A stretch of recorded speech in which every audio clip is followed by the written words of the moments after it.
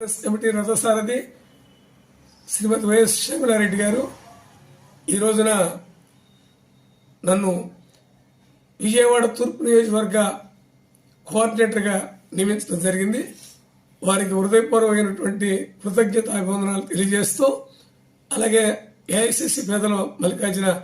ఖార్గే గారికి, రాహుల్ గాంధీ గారికి, ప్రియాంక సోనియా గాంధీ గారికి, కేసీ వేణుగోపాల్ గారికి, రాష్ట్రంలో ఉన్నటువంటి కాంగ్రెస్ పెద్దలందరికీ కూడా కృతజ్ఞతలు తెలియజేస్తూ, వారు అప్పచెప్పినటువంటి ఆ కోఆర్డినేటర్ బాధ్యతని మనస వాచ కర్మణ త్రికట శుద్ధిగా చేసి కాంగ్రెస్ పార్టీ విజయాలకి,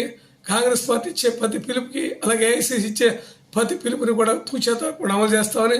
నిరంతరం స్థానిక సమస్యల మీద పోరాటం చేసి